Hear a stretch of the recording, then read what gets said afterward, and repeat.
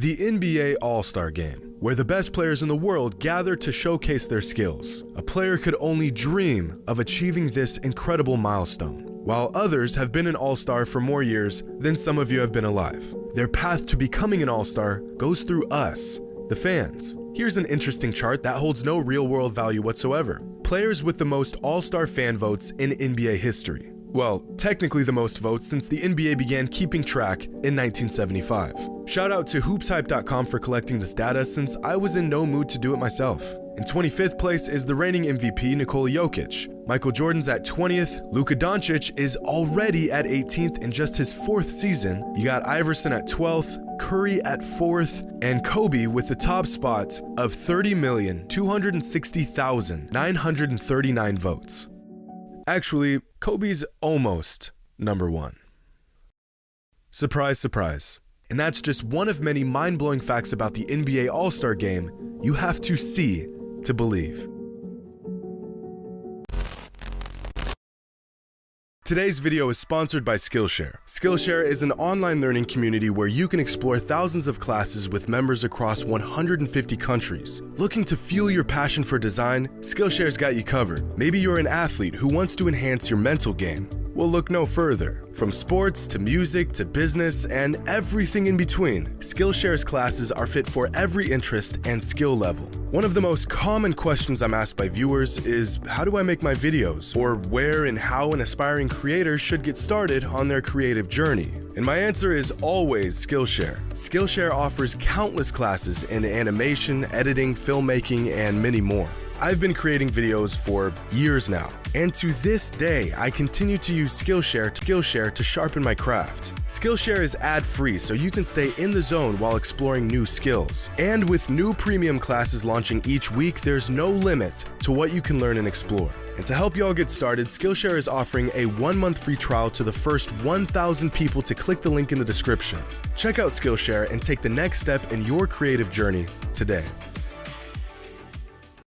All-Star Weekend is one of the best times to be a fan of the NBA. All the stars getting together, players interacting with each other, acting like they weren't fighting like a married couple on national television just a few days prior, chopping it up with the fans. For 72 hours, we can all ignore the fact that we despise each other's teams and just come together as one. As we sit on the couch and argue with friends that we could score at least 15 points in the three-point contest, knowing full well we have absolutely no chance, and harshly critiquing the dunk contest while Kenny Smith incessantly repeats himself for the 20th year in a row. Let's go home! Yeah. Let's go home! Let's go home! Let's go home! Let's go home! All the incredible, irreplaceable madness culminating to the All-Star Game. So let's get the facts straight. NBA All-Star Game Edition. 12 facts you probably didn't know about the NBA All-Star Game.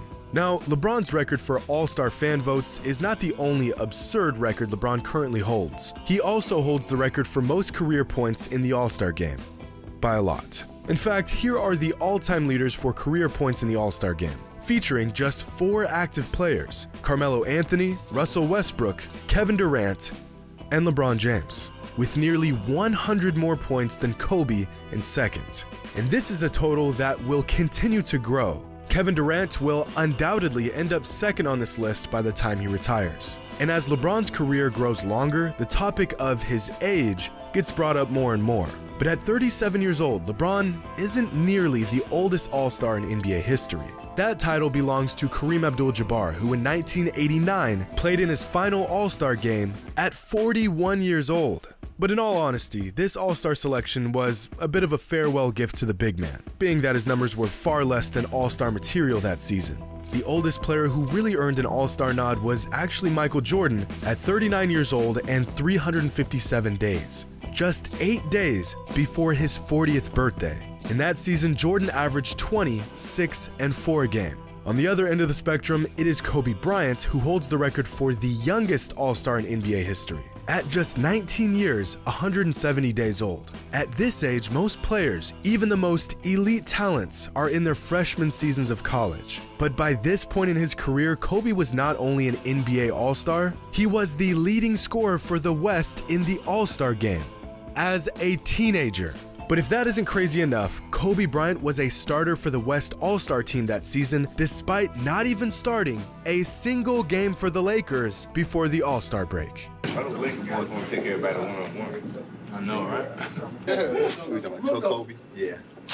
Fast forward 12 years to 2010, and Kobe was still a starter in the NBA All-Star Game. And the 2010 All-Star Game was a historic one. Held in Dallas, this All-Star Game set a new NBA record with over 108,000 fans in attendance, shattering every previous record for an NBA-related game. And the league was able to pull this off because they didn't host the All-Star Game in an NBA arena. They hosted it in an NFL stadium, and there were 25,000 fans over capacity.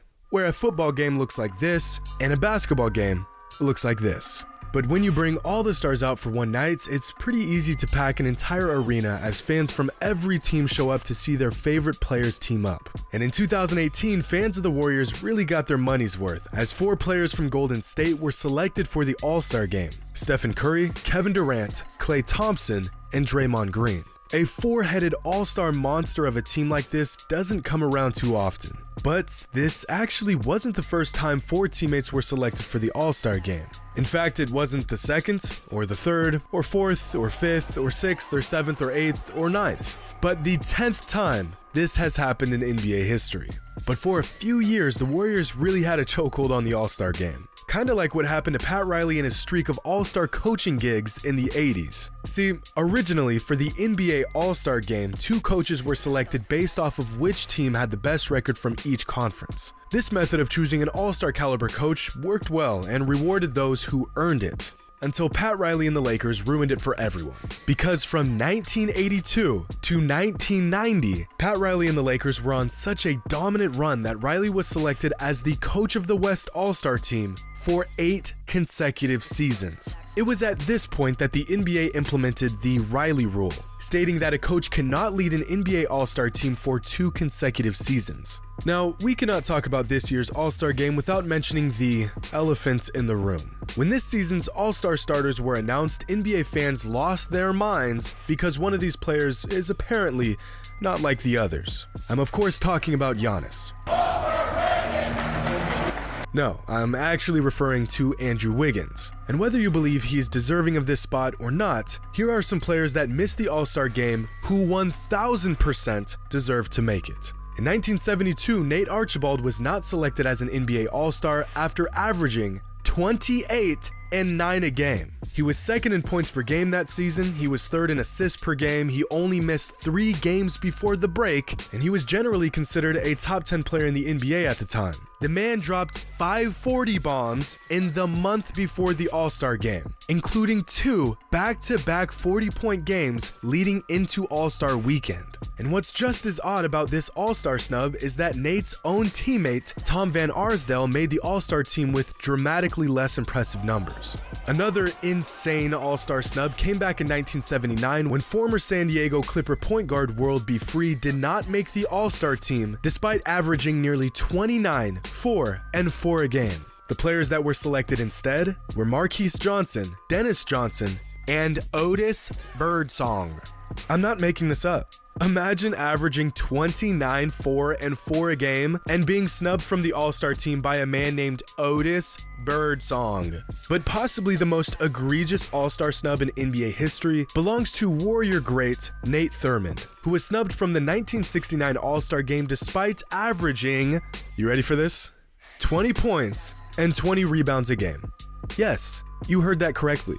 A man once averaged 20 points and 20 rebounds a game and did not make the NBA All-Star team. Unfortunately for Nate, the 2 big men selected ahead of him were Wilt Chamberlain, who averaged 22 and 20 a game, and a rookie who averaged 28 and 17 a game named Elvin Hayes. Now, we may never see numbers like this again. The game has changed, and as the game continues to grow and change every season, the All-Star Game evolves with it, with new scoring formats, a new captain system, and way too many threes. I get it, everyone's out there to have fun. No one wants to get injured taking it to the rack in a damn All-Star Game. But over the past few years, the All-Star Game has been notoriously known for resembling more of a three-point contest than an actual basketball game. But the chucking contest that took place in the 2019 All-Star Game remains unlike anything we've ever seen on an NBA floor. On that night, both Team LeBron and Team Giannis shot a combined 167 threes in a single All-Star game.